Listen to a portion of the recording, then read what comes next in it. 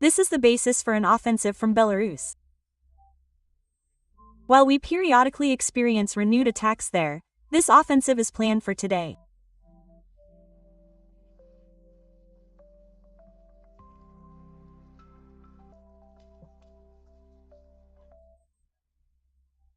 So let's look at the overall situation in Belarus with Lukashenko and the offensive.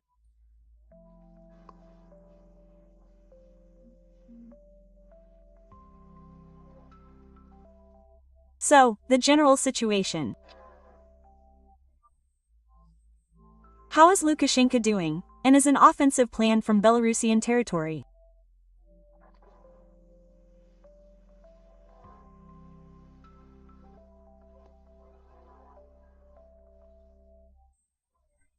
Well, my dear friends, please don't give in to provocations, falsehoods, and other rumors, because all this talk about someone attacking from Belarusian territory is truly false. It's propaganda, it's a way to instill fear, it's a way to show that Russia has some kind of capability to attack from somewhere. And Russia is rapidly losing its offensive potential, and this will continue. So all this talk about an offensive, opening some kind of Belarusian front, well, that's just ipso, don't pay attention to it. I'd like to tell you what cards have been dealt to Belarus and Lukashenko. So, the state of Belarus, you know, is like a state of waiting for the calm before the storm.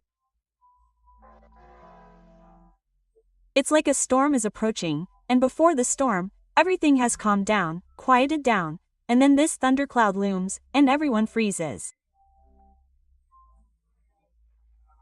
It's a state of, you know, even, well, to some extent, stupor, to some extent fear, to some extent the inability to take any action because you don't know what you can do. All this hangs over the situation in Belarus. That is, Lukashenko is perfectly aware of all this hanging over him, but he is no longer capable of taking the right actions. He can also simply be in a stupor and even afraid of making some wrong move that could lead to catastrophe. Specifically, Lukashenko is facing the May card in a reversed position. A reversed May card always suggests that all illusions, everything a person has built up, are beginning to crumble. And this is crumbling both at the level of one's plans and thoughts, and at the level of real, physical things, everything that one has built up. Therefore, we can see that May, reversed, is another sign of trouble. This means that we can also expect some serious showdown between Lukashenko and the Russian side, in which they will have to divide things up, and things will be taken from Lukashenko. This means he will now lose his assets, lose some of his savings, lose what he built up and what he was counting on. So, how will things unfold for Lukashenko?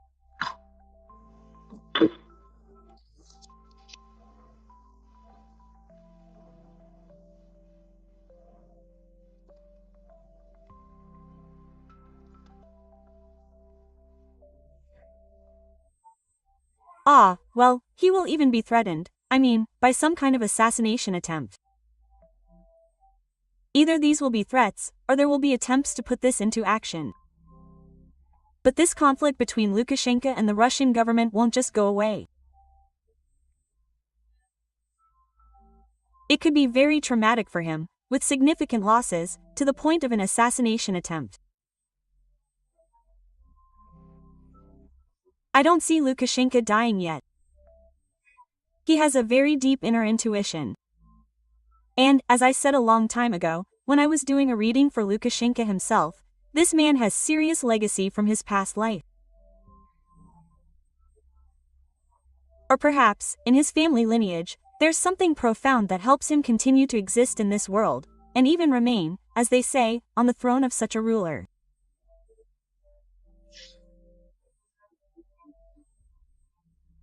And there are certain forces that are interested in his presence as the leader of Belarus. And I can say that this is some kind of higher providence. Perhaps he is saving Belarus from a greater evil. Perhaps, despite everything he does, things could be 100 times worse. We can't know that now. But there's a certain, fateful twist to all of this, that this man is still allowed to exist. Because, as far as Putin is concerned, well, we all already understand that this man, as it were, no longer physically exists. And, a number of people are running the country and maintaining this entire illusion. But with Lukashenko, the situation is completely different. And he plays a key and important role in all the world events that are unfolding. And so, let's say, at some point, the right gun must fire in the right direction and at whomever it's aimed. And so I can say that a serious conflict between Lukashenko and the Russian government will begin in the fall. And how will it develop, and how will it unfold? For now, he'll be trying to balance and try to hold on. Well, we'll have to take another look at him in the fall, because we'll need to see how much he has and how capable he is of holding on in this precarious position.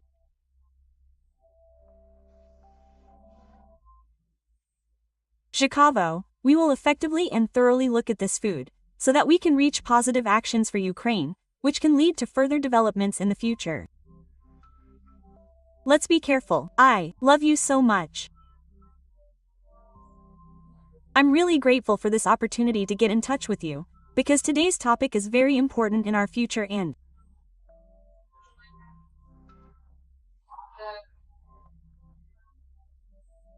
until the end of spring, and likewise until the end of fate, we will respectfully accept any decisions from China, 100% of Ukraine, whether they encourage or stand on the side of the aggressor leftover. So, I want people watching to understand the nutrition facts. We'll discuss food later, what we'll talk about so that you too can enjoy it, so that we don't repeat ourselves. And then we will do it step by step. The first week of spring is an important word for Ukraine. The number of shellings is so great that it creates such tension. Next, let's marvel at the steps. Kozhin from the coming years, another week of spring, the checks will be out for us.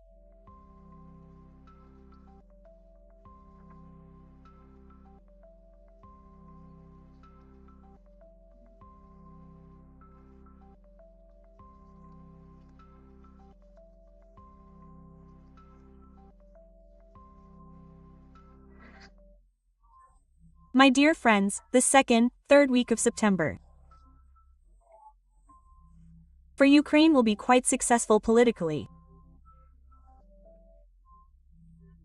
As for shelling and military action on the front, there will, of course, be various situations. I'll tell you more about this now. There will be shelling in the second week of September. And, most likely, Kyiv will be shelled quite heavily. Kyiv will be targeted by enemy missiles and drones until the end of September, and injuries are possible. They will also shell the city of Dnipro. It's painful, of course, to tell you all this, but you understand the situation we find ourselves in now.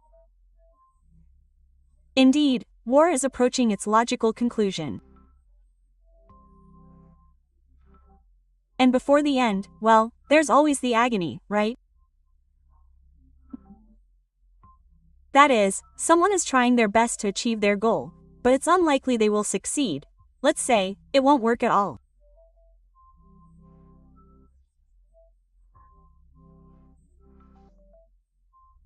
Very soon, the actions of both the Russian government and its military will be blocked by various events that will occur both globally and directly in Russia, and between Russia and its so-called allies, which it has.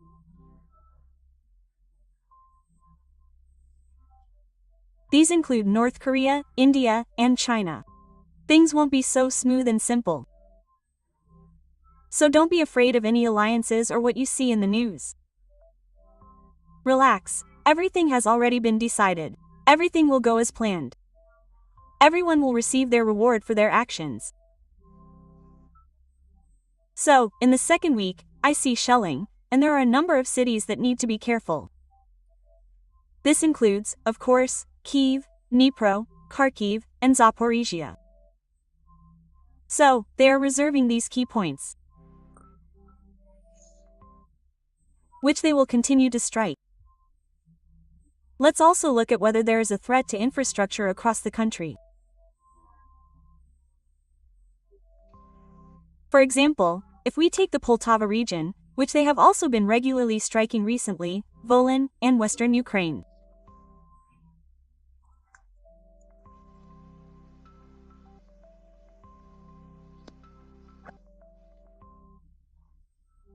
Well, I see that they are planning to target the Volyn region this month. That is, the city of Lutska, and maybe some other cities in Volyn. And there will be destruction there will be airstrikes, and there will be unrest there. The Poltava region is in a good spot, and western Ukraine is also in a good spot. But what do these maps say?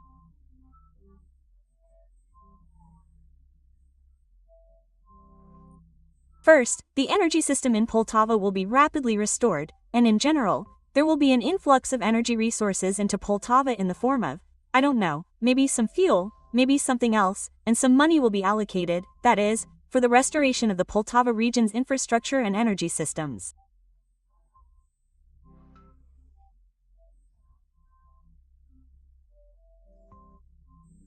And in western Ukraine, potential is being built.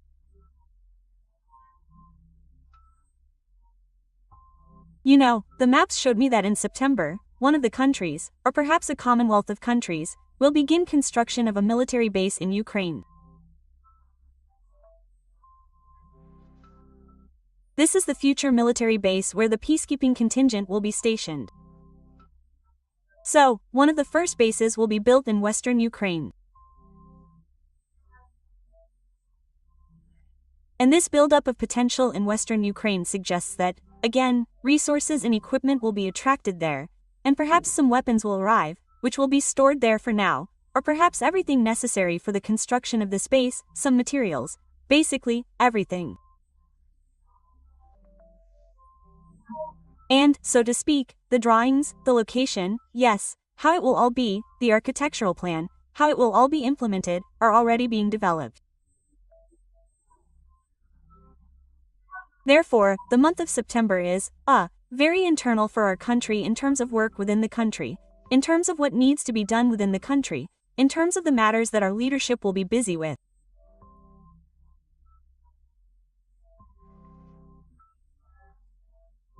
And all of these matters will greatly please us, because all of this is aimed at life in peacetime, in the post-war period, that is, at strengthening us, at our security, at our protection. So, all of September is internal, they will be working on these projects. The third week of September. And here comes a very good card, which says that very good decisions will be made, apparently by the leadership and, perhaps, by the military leadership, not just our political ones. And these decisions will be, to some extent, intuitive and situational, that is, they will be spontaneous, driven by a feeling that something needs to be done this way. It seems like you planned one thing, but in the moment, something turned out this way, spoke out, and you came to the conclusion that it should be done somehow differently. That is, the power of instinct and the power of smell helps find the right move, the right door, the right place. You know, it's like a dog following a scent, and it sniffs everything and finds it.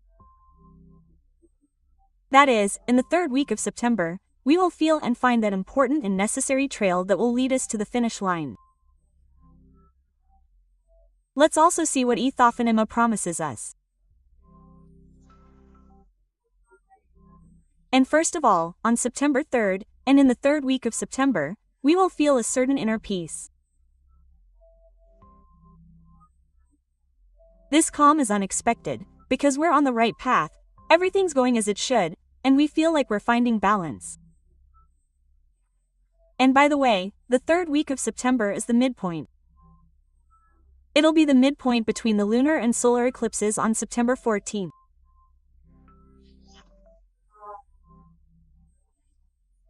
And this is also a very important milestone, because in fact, everything that's decided during these eclipses launches a program of development for our lives for the next, my dears, almost 30 years.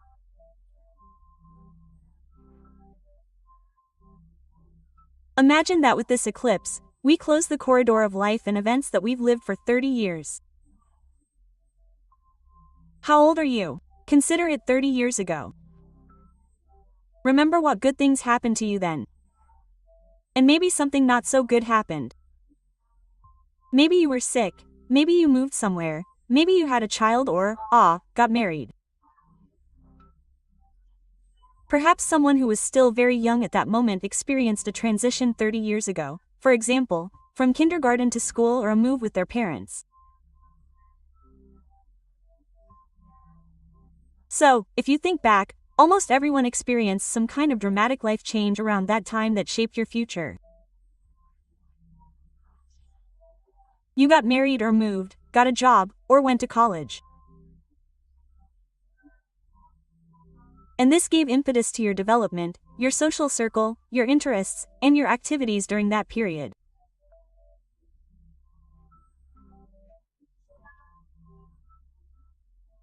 And even if, over the course of 30 years, your life might have changed, there might have been divorces and career changes, the impetus would never have happened if you hadn't made some fateful event yourself, or if life circumstances hadn't shaped you that very year, 30 years ago, you wouldn't have been put there.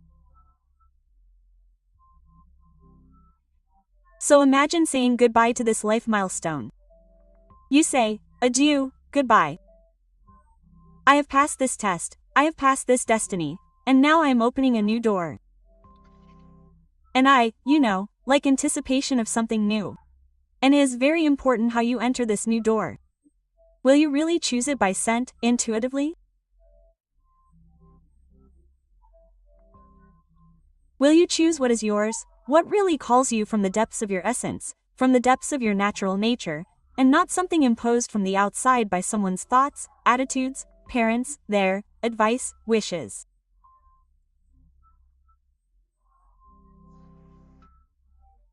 Does it bring you joy? And what feelings do you evoke in general when you think about what you will do or what you will change now? Do you experience such a thrill of joy and lightness? If you have this, then this is your path to whatever decisions you come to. For example, again, changing jobs, getting fired, or maybe even a divorce, or maybe some other circumstances. And this month before, we have an important period that will last until September 21 to 22, the autumn equinox. Be sure to greet this day at sunrise. Be sure to go out into nature.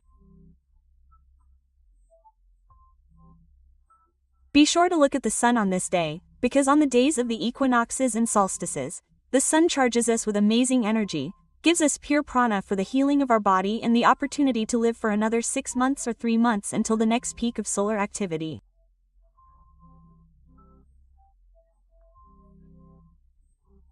And, of course, for those who are in the Vedic tradition, the autumn Navaratriya begins immediately on September 22nd. In India, there are 4 Navaratriyas, but the autumn one is considered the most important. And this most important Navaratriya begins immediately after the corridor of eclipses and the autumn equinox. From September 22nd, there are 9 nights of the goddess. What are the 9 nights of the goddess that we celebrate? It is that we constantly remember some aspect of feminine energy every day. 9 days, 9 aspects.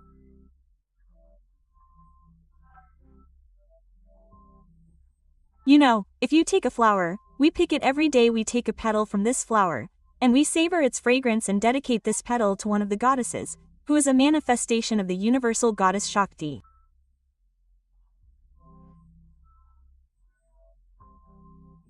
And we activate these energies within ourselves.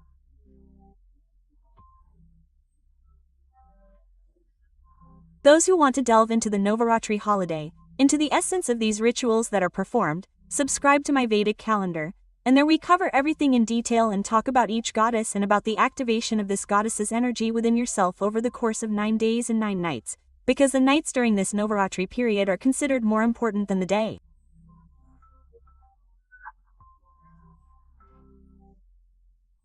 That's why these night vigils and, let's say, well, at night, at least at the moment when it has already become dark, after sunset, all the practices to the goddesses begin. It's a very interesting event.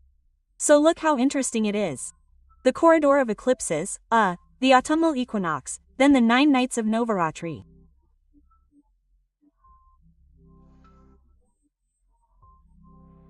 This entire period, if you gather the inner resources for yourself, if you clarify everything you want to finally part with, and everything you want to do next, even if you don't yet know how to do it, even if you don't yet have the resources for it, believe that after Novara, resources will begin to come to you, flows will open, you will begin to absorb these hands, the energies that will flow.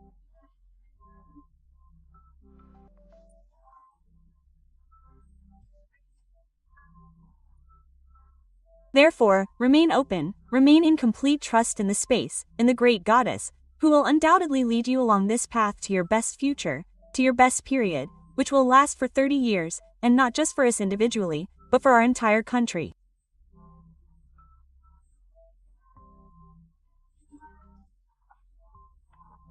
Imagine that right now, for our country, all of that past is closing, the post-Soviet period, the period of transition from ties to this Russia, yes, with this Soviet period.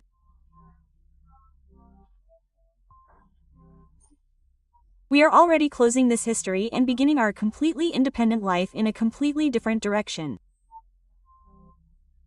This will already be European integration, and in general, it will be great freedom and the independence of our country as a mature individual. You know, how a person grows. At what age did Jesus Christ begin preaching? Well, after 30. Well, he began preaching at 30. He began preaching and was crucified at 33.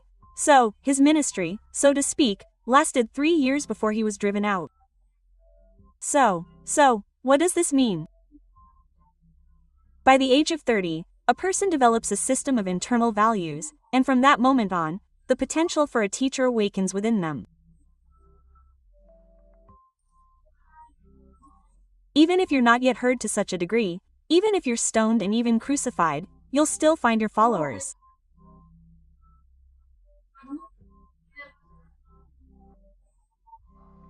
Your teaching energy will flow, so to speak, and will attract others, even those who may never have heard of you. This is Ukraine's mission.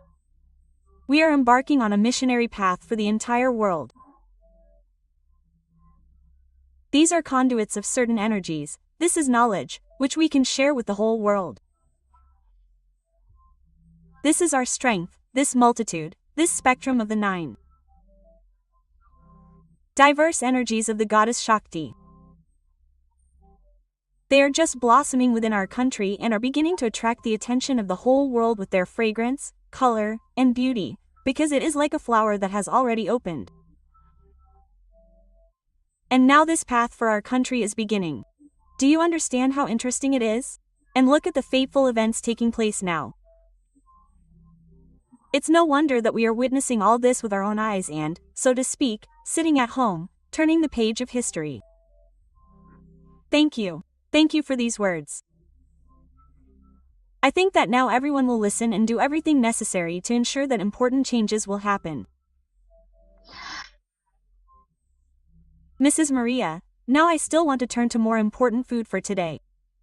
They're going to ruin things. Food is so ambiguous for us. We don't understand the rhetoric of other countries right now. China. I'd like to talk about this tap right now. What are the plans? What are the intentions? Because now we see that they're taking Russia's side. How can this further influence the situation in Ukraine? What is China up to? Unfortunately, Russia will try very hard to demonstrate its strength through statements and actions. Therefore, it's precisely in the last week of September that there will be some demonstrative strikes against Ukraine. Unfortunately, it will most likely be Kyiv again. But these strikes could also directly affect someone from our country's leadership. This is like more attempted assassinations, terrorist attacks, deliberate explosions. And it's precisely this last a week in September is dangerous for such events. And why else is Russia doing this?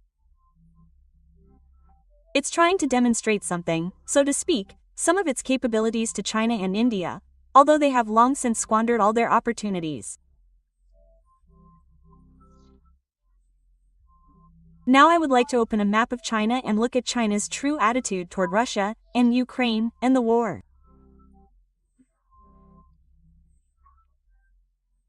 Is China interested in this war ending, or does China want this war to continue? Because these are extremely important things that we would like to know. So, let's look at China's true attitude toward Russia. And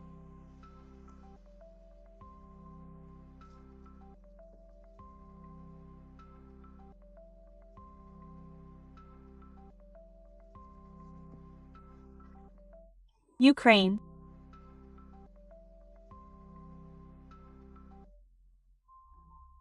Will China support the war between Russia and Ukraine?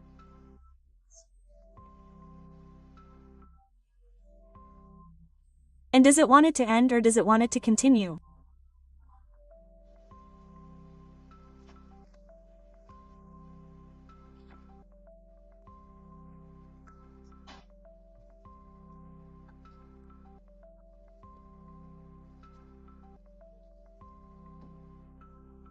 Oh, interesting maps.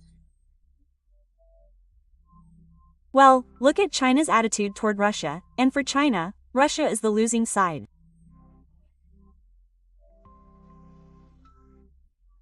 China believes that Russia is the losing side, that, well, how can I say, it died gloriously on the battlefield, but did not achieve victory. Therefore, China, well, let's say it looks down on this whole story, skeptically, and understands that Russia is not in this war.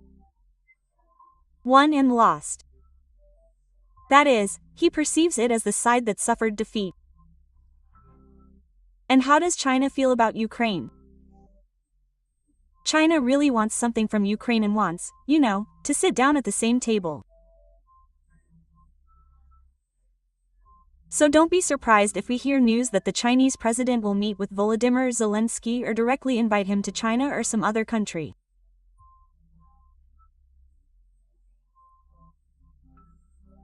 They will have a joint table, they will drink Chinese tea together and discuss something. So, how do China and the Chinese government really feel about Ukraine? They are envious in a good sense of the word, not in a bad one. They understand that Ukraine, being initially weak, was able to become incredibly stronger and, compared to Russia, does not look defeated and defeated.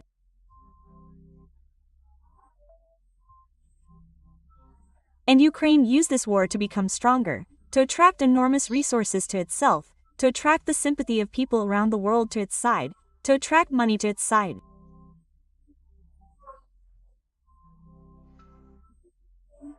And they probably feel that they have spread their Chinese fortune-telling systems there, which they are powerful, and they understand that Ukraine is favored by a lucky star.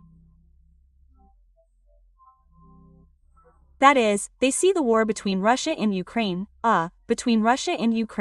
as a situation where Ukraine is in a more favorable position and luck is on Ukraine's side. Therefore, they will cultivate this, they will support this.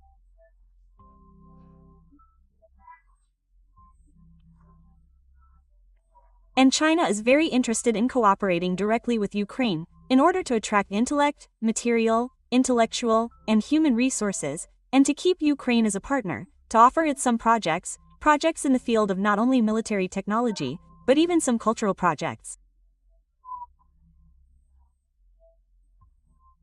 Suddenly, China will want to do business with Ukraine and invite it. And, in general, we wouldn't even be surprised. Now China has granted visa-free entry to Russians. We wouldn't be at all surprised if something similar unexpectedly happens with respect to Ukraine, that our travel to China will also become easier and, so to speak, will contribute to some kind of tourism and so on. So, a very interesting turn is underway here. Now, will China support Russia or will China support Ukraine in this war? As for Russia, Russia is an ally for China. An ally, you know, a long-standing strategic partner, as they say. That is, they can't refuse a partnership with Russia. For some reason, people think, either with this or with that. Well, no, China will be with this, and that, and this, and this, and this, and this. And therefore, China will not refuse a strategic partnership with Russia. And within the framework, so to speak, of the law, or somehow circumventing the law secretly, it will still continue to help Russia. There is no getting away from this. But this is not a reason to beat pots with China, since China, seeing our star of luck, and you know how people tend to be more with successful people than, with those who have suffered defeats and losers, therefore China will offer Ukraine assistance, but this assistance will, apparently, be more connected with money, again, with some kind of material assistance. That is, there is a flow of energy from China that we receive, positive energy. And, by the way, this can be real energy. Maybe China will help install some electric substations there, maybe something else to speed up the infrastructure and some machines. That is, China will promise to help Ukraine with post-war reconstruction. I'm extremely nervous, frankly speaking, but the answer has been given right now. Because now we see China's rhetoric, which doesn't target Russia or Ukraine, but we should support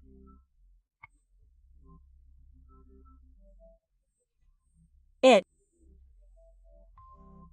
We need it because people form their opinions about the situation based on how the media covers it. And they can cover it based on their own interests, or in their own way, yes. That's it. Araglishi Matrix, he's not wrong, he always tells the true reasons, the true background, and how events will unfold. Now let's look at the question. Does China want this war to continue?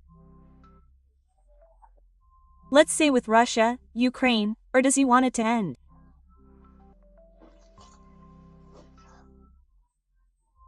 This is a very unexpected answer, a very unexpected answer. You know, the Chinese are such a complex people, they have their own spiritual philosophy. They certainly view this war from a spiritual perspective as karmic, as a war of destruction. Well, when truly once fraternal peoples, yes, that is, people united by kinship, and by common interests, ideas, and values, by a single religion, let's say, kill each other.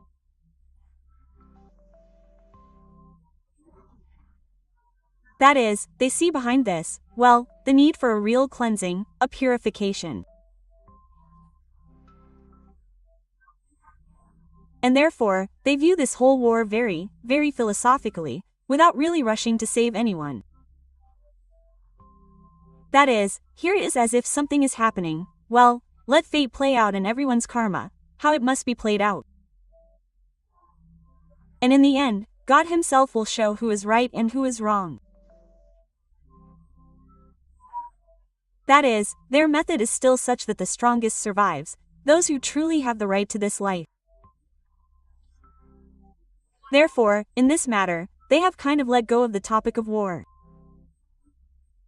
It is not that they specifically want it to continue or for it to end quickly.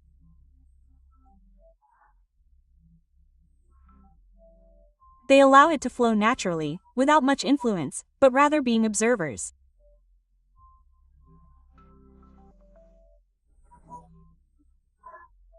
And further, they understand perfectly well that for the war to finally end, Ukraine must be separated from Russia as much as possible.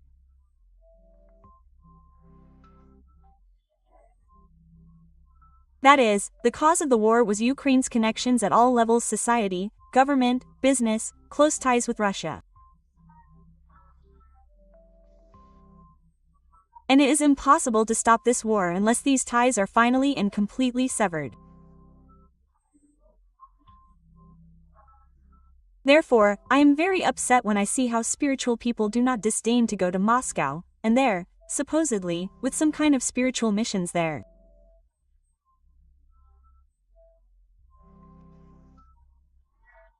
They seem to be Ukrainians, but they are also into Hinduism, and they think that is why they have the right to go to Moscow and do some kind of spiritual programs. Therefore, well, we don't have a nation there, so spirituality is outside of the state and the nation. That's all clear. Spirituality really is outside of the state and the nation, and even outside of religion. But if you want the war to stop, you have to stop sponsoring this regime.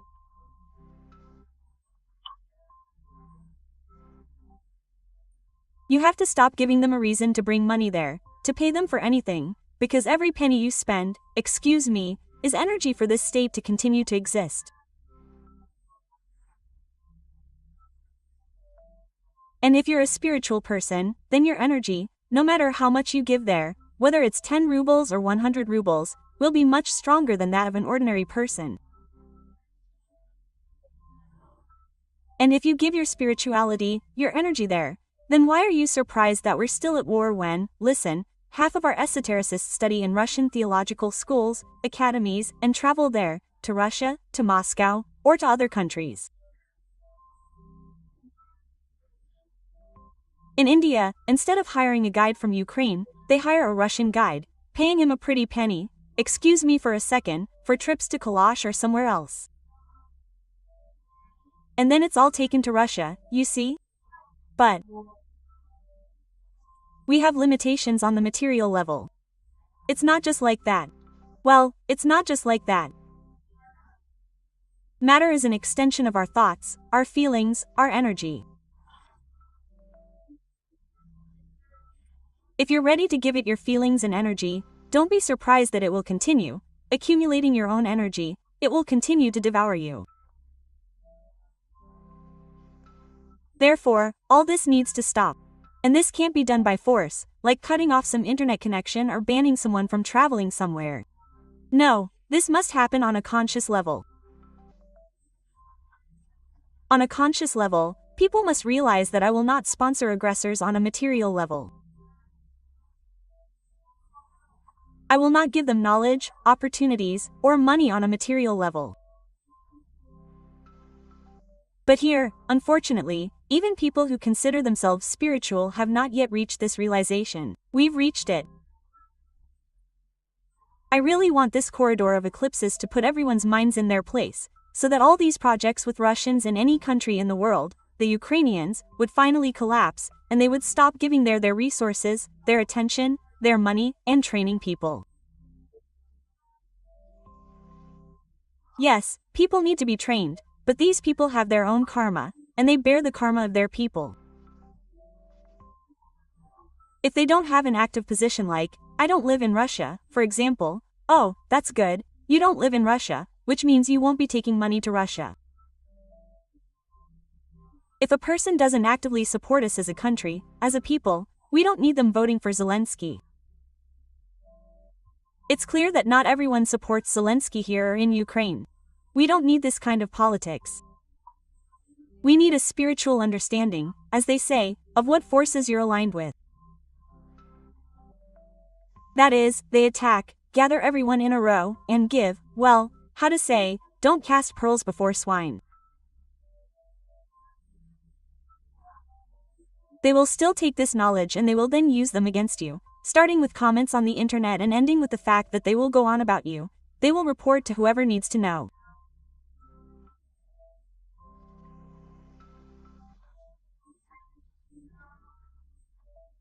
Just people, turn on your brain and understand that it depends on each of us how quickly the energy of this demon, which feeds on the energy of power, blood, fear, death, will dry up.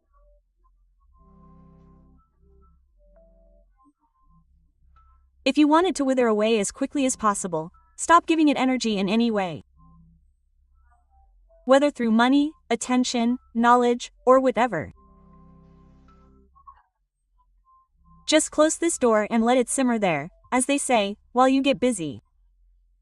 The world is a big place. Don't you have anyone to travel and communicate with? Why do people always start telling you how they travel to that occupied territory?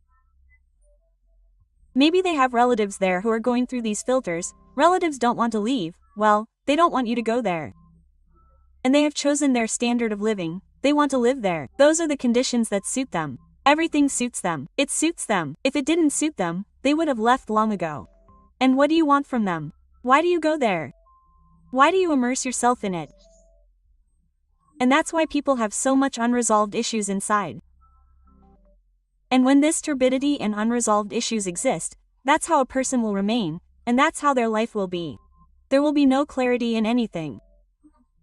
Therefore, strive for clarity within yourself, of your positions, your goals and aspirations.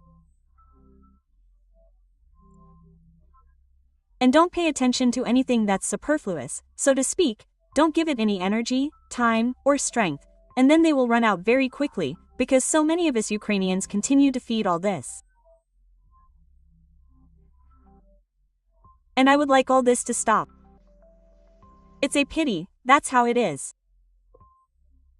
Thank you for raising this topic now and sending it to every Ukrainian right now. Are you on today is the day on the territory of Ukraine? Since you left, please, analyze, listen. If you know such people, your relatives, loved ones, who are waiting for this relationship, send them this video, let them listen again. And I'm already convinced that you will understand that it's so difficult. It's not possible. Daikuyu. Thank you, Mrs. Maria, for our interview today. What an important message for this. Thank you for the advance. Let us take care of this month, especially the first one, or rather another year. And be kind, be careful.